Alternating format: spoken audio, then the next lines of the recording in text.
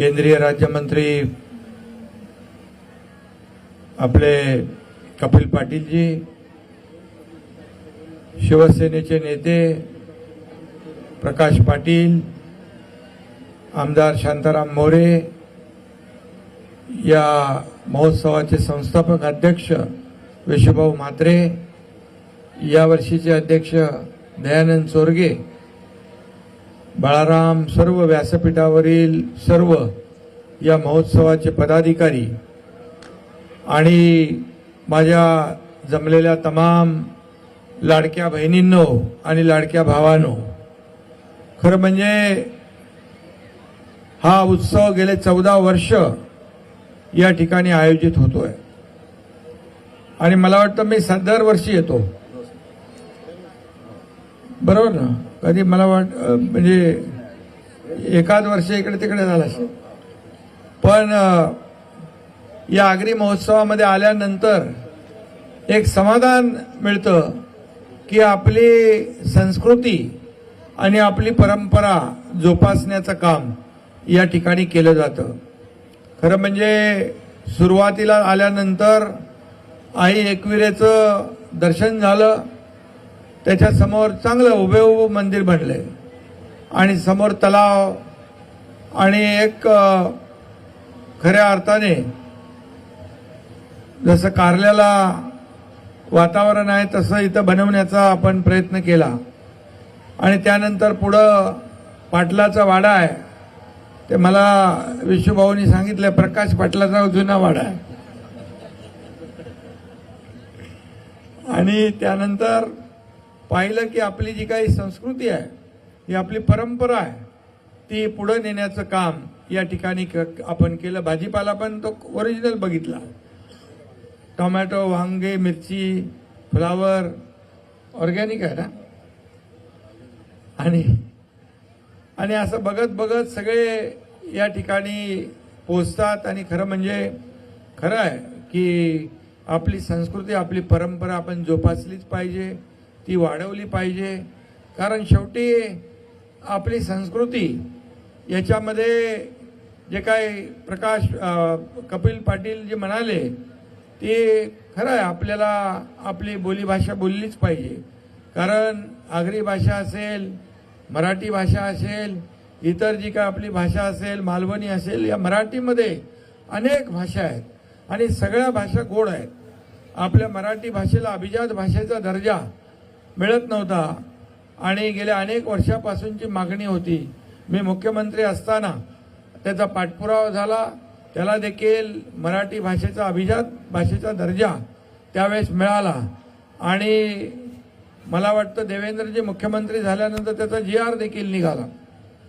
आणि म्हणून मी एवढंच सांगतो की गेले 2.5 वर्ष या महाराष्ट्रामध्ये खऱ्या अर्थाने, आता तुम्ही वारकऱ्यांचा सत्कार केला, क्रीडा सांस्कृतिक क्रीडा महोत्सवामध्ये म्हणजे क्रीडा क्षेत्रात, साहित्य क्षेत्रात सगळ्यांचा सत्कार या ठिकाणी झाला. आमच्या प्रकाश पाटलांचा देखील झाला. खरं म्हणजे प्रकाश पाटील एक कार्यकर्ता म्हणून त्यांनी काम केलं आणि सर्वसामान्य कार्यकर्ता ते शिवसेनेचा नेता हे सर्वोच्च पद आज प्रकाश पाटील यांना मिळालं. आणि त्याच्या मागे त्यांच्या कामाची खऱ्या अर्थाने त्यांनी केलेले कष्ट आहेत, केलेलं काम आहे. आणि अनेक लोकांना निवडणुकीमध्ये निवडून आणण्याचं काम त्यांनी केलं आणि त्यांना स्वतः वाटलं असतं तर ते निवडून आले असते, परंतु त्यांनी दुसऱ्याला निवडून आणण्याचं काम केलं. किंग मेकरची भूमिका त्यांनी नेहमी स्वीकारली. परंतु या ठिकाणी आज तुम्ही त्यांचा सत्कार केलेला आहे, तुम्हाला मनापासून शुभेच्छा देतो.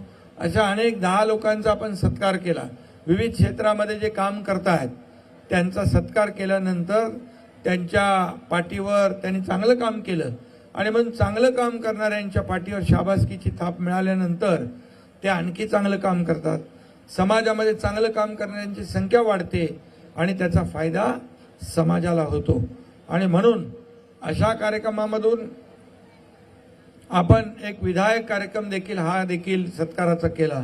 आज पाहतोय आपण इथे लहान मुलांपासून बच्चे कंपनी तिकडे आनंद घेत आहेत, इकडे तरुण आहेत, युवक आहेत, या ठिकाणी ज्येष्ठ आहेत, सगळे या मला वाटतं या आगरी महोत्सवामध्ये कोणी काय विषय सगळे येतात ना याच्यामध्ये, सर्व लोक सगळ्या समाजाला इथं तुम्ही बोलवता. एक आनंद.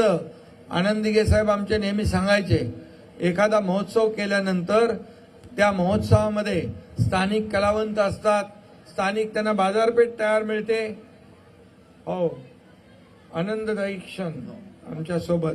आणि म्हणून या ठिकाणी एक प्लॅटफॉर्म मिळतो. मग आता खाद्यपदार्थ आहे, आपली संस्कृती काय आहे, तिथं त्याची चव चाखायला मिळते, ते पदार्थ मिळतात.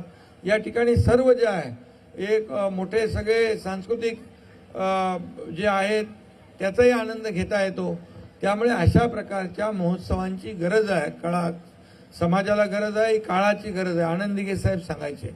आणि खऱ्या अर्थाने अशामुळेच आपण एकत्र येतो आणि एक दुसऱ्याच्या या सगळ्या आनंदामध्ये सहभागी होतो. आणि म्हणून मी आपल्याला एवढंच सांगेन, मगाशी मी लाडक्या बहिणी आणि लाडके भाऊ म्हणालो, कारण आपलं महायुतीचं सरकार हे सर्वसामान्यांचं सरकार म्हणून आपण काम करत होतो. आणि म्हणून सर्वसामान्यांच्या सरकारमध्ये आपल्या सर्वसामान्यांच्या जीवनामध्ये देखील बदल घडला पाहिजे, यासाठी देखील सरकारने 2.5 वर्ष काम केलं. आणि 2.5 वर्षामध्ये केलेल्या कामाची पोचपावती या महाराष्ट्रातल्या जनतेने या विधानसभेच्या निवडणुकीमध्ये दिली. आणि महायुतीचे 232 आमदार निवडून आणले. आतापर्यंत कधी इतिहासामध्ये एवढे आमदार आणि एवढं यश मिळालं नव्हतं. लोकसभेमध्ये फेक नरेटिव्ह पसरवून काही गोष्टी साध्य केल्या, परंतु विधानसभेमध्ये मात्र त्यांचा डाव पलटी झाला, उलटला. आणि म्हणून मी एवढंच सांगतो, इथे काही राजकीय व्यासपीठ नाही, परंतु जे काम आपण महायुतीने केलं गोरगरिबांसाठी, प्रकल्प पुढे नेण्यासाठी, कल्याणकारी योजनांसाठी, त्याचा परिपाक या विधानसभेच्या निवडणुकीमध्ये आपल्याला पाहायला मिळाला. आणि म्हणून आम्ही एक टीम म्हणून काम केलं. पदापेक्षा सगळ्यात मोठं आपण कामाला महत्त्व दिलं आणि काम करत राहिलो आम्ही. आणि म्हणून मला काय मिळालं यापेक्षा या महाराष्ट्रातल्या जनतेला काय मिळालं हे आम्ही दाखवण्याचा प्रयत्न करण्याचा प्रयत्न केला. आणि म्हणून खऱ्या अर्थाने एवढं प्रचंड यश या ठिकाणी मिळालं. मी तुम्हाला पुन्हा एकदा मनापासून या ठिकाणी शुभेच्छा देतो.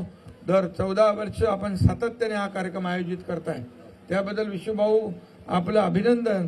आणि ज्यांनी सगळ्यांनी आपला सगळेच जण या ठिकाणी सहभागी, सगळ्यांच्या एकजुटीमुळे या ठिकाणी अशा प्रकारचे कार्यक्रम यशस्वी होतात.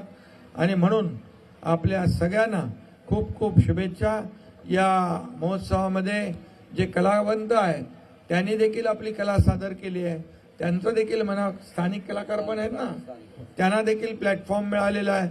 इथं सगळ्यांना एक व्यासपीठ उपलब्ध करून दिलेलं आहे आपण. आणि म्हणून मी मनापासून शुभेच्छा आपल्याला देतो.